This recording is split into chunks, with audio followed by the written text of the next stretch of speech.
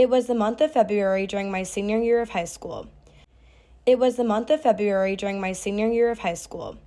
I had officially chosen Ball State for college.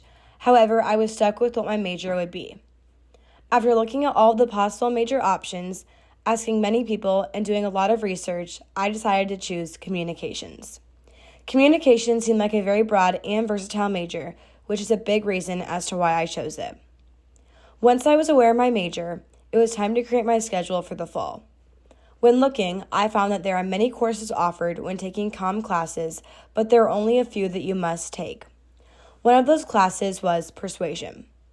I was so intrigued by this class because I never thought I would be taking a class over such a simple term like persuasion. Turns out, persuasion is something so prevalent in our society whether you realize it or not. It is happening every day in some shape or form. Today, I will be teaching you how to properly persuade.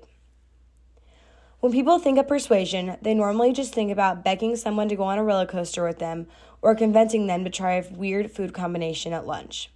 But persuasion is so much more than that, and this class really opened my eyes to all the power that it holds. So what really is persuasion? According to Google, persuasion is a cause to do something through reasoning or argument. Persuasion is used so often in our society and is important to identify when it is happening. In my persuasion class, my professor broke down the 4 areas of influence when it comes to persuasion. Persuasion is only really effective if you're aware of these 4 things and the person whom you are trying to persuade. These 4 areas really allowed me to better understand this concept as a whole. Now let's break down these areas of influence. The first one being beliefs. Beliefs are what people believe are true or not. Next up is values. Values are what people believe is important. Then we have attitudes. Attitudes are how strongly people feel about topics. Last but not least, we have behaviors. Behaviors is when people are trying to influence how others act or what they do. These 4 areas of influence might seem like common sense, but are often overlooked. All these things are very crucial to keep in mind when trying to persuade. Ever since implementing these 4 areas of influence into my personal life, I feel as if I can persuade in a much more confident and successful manner than I once did before. Another really important thing to keep in mind when trying to properly persuade someone would be the language or gestures they use.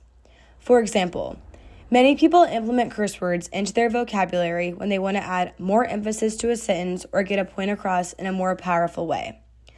Personally, whenever I hear someone use language that I am not familiar with them using, it catches my attention and allows me to listen to them more. Adding language is something very crucial that many people do not think about, but plays a huge role when trying to persuade someone. Even if you have 5, 7, or 10 people trying to persuade you of something, ultimately it is up to the individual.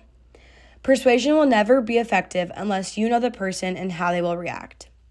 Before persuading someone, you must keep in mind their beliefs, values, attitudes, and behaviors, as well as the language they might like to hear. With considering all these things, you now have a better idea when trying to properly persuade someone. I would not have known how to persuade as well as I do if it wasn't for my mandatory comm class. Who would have thought that this mandatory class